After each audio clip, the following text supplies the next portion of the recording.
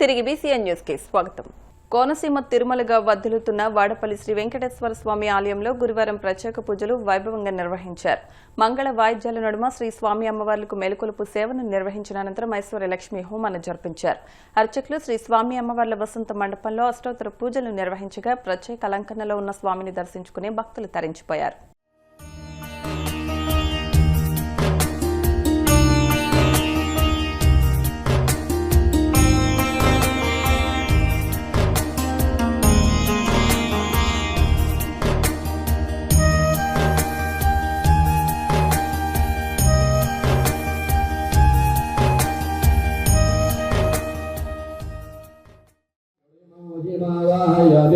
पुष्पासनार्थं पुष्पमोपयामि पारयोपासनः एव सूर्येरमादरः तस्मद्विदायजनपरस्नानानां गन्धद्रव्यगन्धारवासना पोता ब्रह्मपौत्रेण पोता सूर्यसरस्वभिः पुष्पालभूजां समर्पयामि सर्वाराचामण्डपकलशीतलमल्लिकां जगदीशप्रसीदाय सुप्रसन्नाय नमो धात्रे नमो दुर्गणे नमो वराहरुणाय नमो सुन्दरे नमो उदारान्वयनं हरण्यानं धर्ममाल्यानं आकारायनं भो समुद्रपदेनं भयानं मंगलादेव्यानं विष्णुभक्तस्थलेनं विष्णुभक्तेनं प्रसन्नाख्यानं नारायणनाथाय नमः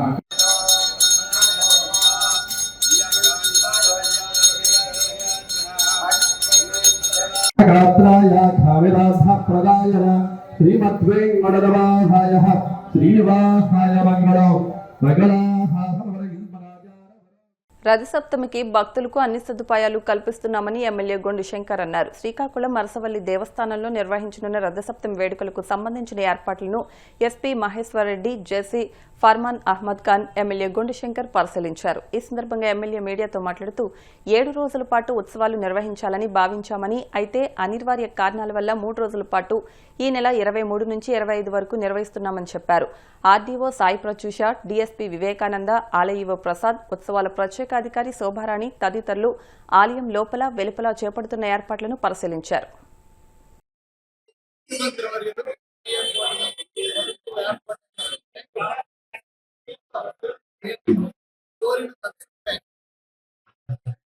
గత సంవత్సరం జగత్తుకి వెలుగుతున్నటువంటి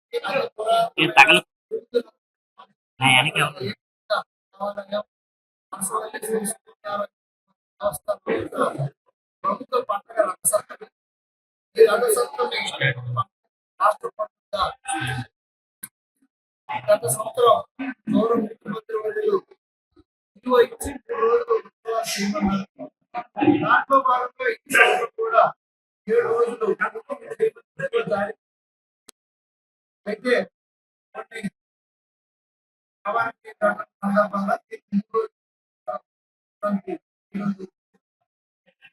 ఈ రథసప్తమి ఆదివారం పెద్ద ఎత్తున వచ్చే అవకాశం దాదాపు 2 లక్షల మంది సంవత్సరం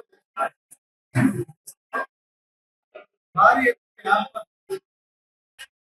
దాంట్లో భాగంగా ఎంతో సంబంధించి టెంపులంతా కూడా అలంకరణ చేయడం, టెంపుల్ ప్రాంతంలో అలంకరణ చేయడం,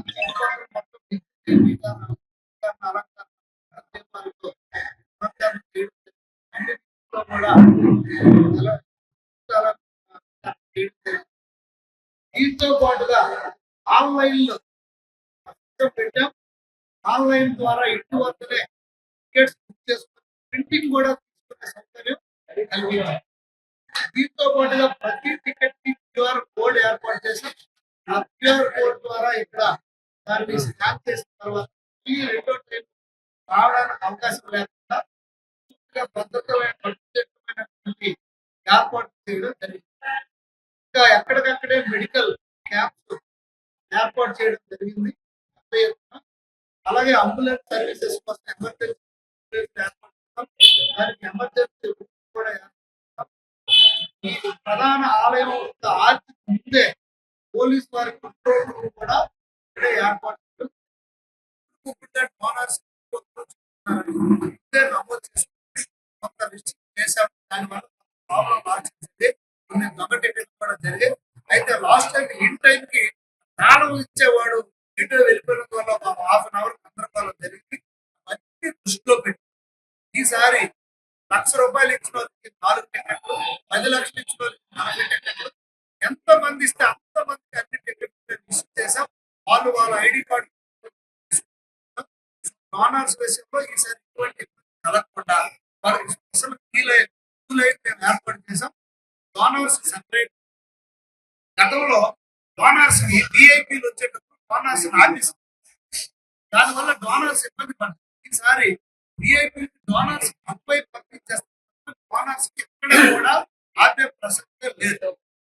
ఇప్పుడు ప్రజెంట్ కూడా ఎవరైనా డోనర్స్ వస్తే ఇప్పుడు కూడా స్వీకరించి డొనేషన్ స్వీకరించి వెంటనే డోనర్ పాస్ కూడా ఈ సంవత్సరం ప్రత్యేకమైన ఏర్పాటు చేశారు. ఈ రోజు గతంలో లాస్ట్ 10 రోజులు ఆఫీసు ఈ రోజు వచ్చిన, రేపు వచ్చిన, ఎల్లుండి వచ్చిన, 23వ తారీఖు వరకు వచ్చిన ప్రియుడితో అక్రమ సంబంధం కొనసాగించేందుకు అడ్డుగా ఉన్న భర్తను హత్య చేయించింది భార్య. ఈ ఘటన అనకాపల్లి జిల్లా చీడికడ మండలం తురువోలు గ్రామంలో జరిగింది. ఈ కేసుకు సంబంధించి మృతుడి భార్య సహా 3 నిందితులను పోలీసులు అదుపులోకి తీసుకున్నారు. అనకాపల్లి డీఎస్పీ కార్యాలయంలో నిర్వహించిన మీడియా సమావేశంలో డీఎస్పీ శ్రావణి వివరాలు వెల్లడించారు. అనకాపల్లి సబ్ డివిజన్ లిమిట్స్ లో Chidikada police station, Kotapadu circle Chidikada police station లో ఇనీషియల్ గా 304A సెల్ఫ్ యాక్సిడెంట్ కింద రిజిస్టర్ చేశాము ఒక క్రైమ్. కానీ సబ్సిక్వెంట్ ఎస్ఐ గారు క్రైమ్ సీన్ కి వెళ్ళి on identifying the dead body ఆయనకి సస్పీషియస్ గా అనిపించి పిఎంఈ రిపోర్ట్ ద్వారా మేము ఈ కేస్ ని మర్డర్ కి ఆల్టర్ చేయడం జరిగింది. దీంట్లో తెలిసింది ఏంటి అంటే, going in to the facts, ఎవరైతే డిసీజ్డ్ ఉన్నాడో డిసీజ్డ్ వైఫ్ ఎవరైతే ఉందో A1 కొండమ్మ, ఆమె ఈ తెనాలికి ఈ కూలి పనులకు వెళ్ళినప్పుడు A2 ఎవరైతే ఉన్నాడో అతనితో పరిచయం ఏర్పడింది. ఆ పరిచయం ఒక ఇల్లిసిట్ రిలేషన్ కింద కన్వర్ట్ అయ్యి సబ్సిక్వెంట్ గా వీళ్ళిద్దరూ ప్లాన్ చేసి ఈ హస్బెండ్ ని చంపటానికనేసి అనుకున్నారు.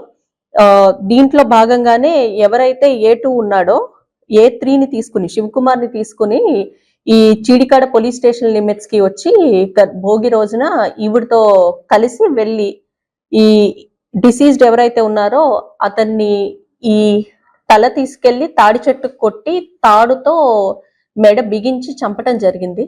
తద్వారా అతను చనిపోయాడు. సబ్సిక్వెంట్ గా వీళ్ళిద్దరూ తెనాలి వెళ్ళిపోయారు. ఈ లేడీ ఇంటికి వచ్చేసి ఈ హస్బెండ్ కనిపించట్లేదు అని చెప్పి మనకి చెప్పడం జరిగింది. తద్వారా విలేజ్ ఎల్డర్స్ వీళ్ళంతా వెళ్ళి సర్చ్ చేస్తే ఈయన బై యాక్సిడెంట్ చనిపోయినట్టు ప్రొజెక్ట్ చేసింది. కానీ based on investigation and investigative facts ఇది ప్యూర్లీ మర్డర్ కింద మేము సస్పెక్ట్ చేసి ఈ A1, A2, A3ని మేము పట్టుకోవడం. మేడారంలో తన పెంపుడు కుక్కకు తులాభారం వేసి బంగారాన్ని సమర్పించడంతో తలెత్తిన వివాదంపై సినీ నటి టీనా శ్రావ్య స్పందించారు. తాను ఎవరిని కించపరచాలని అలా చేయలేదని చెప్పారు. మరోసారి ఇలాంటి తప్పు చేయనంటూ క్షమాపణ తెలిపారు. ఈ మేరకు ఆమె ఓ వీడియోను విడుదల చేశారు. టీనా శ్రావ్య ఇటీవల విడుదలైన the great pre wedding show చిత్రంలో హీరోయిన్ గా నటించిన విషయం తెలిసిందే. నేను ఈ వీడియో క్లారిటీ ఇవ్వడానికి అండ్ క్షమాపణ తెలపడానికి చేస్తున్నాను.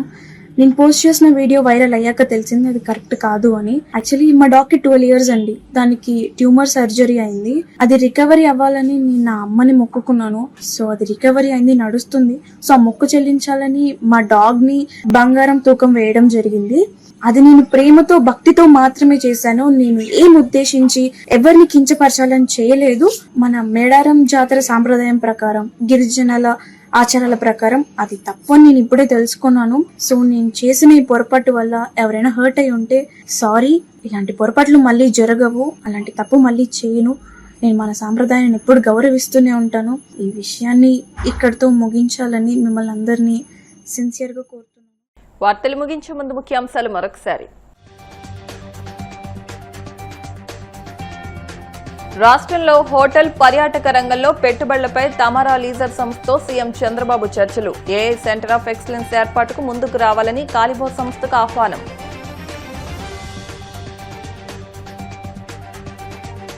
విశాఖలో టెక్నాలజీ డెవలప్మెంట్ సెంటర్ ఏర్పాటుకు జెరోదాకు మంత్రి లోకేష్ ప్రతిపాదన. గ్రీన్ అమ్మోనియా ఉత్పత్తి కేంద్రాలపై జపాన్ సంస్థ జెరాతో కీలక చర్చలు.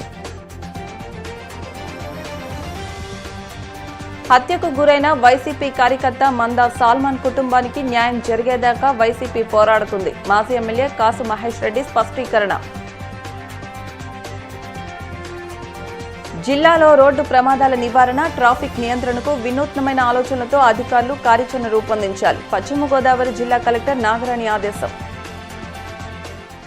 ఈ వార్తలు ఇంతటితో సమాప్తం. మరిన్ని వార్తల కోసం BCN digital YouTube channel, Facebook page ని ఫాలో అవ్వండి. అప్డేట్ వార్తల కోసం ప్లీజ్ సబ్స్క్రైబ్.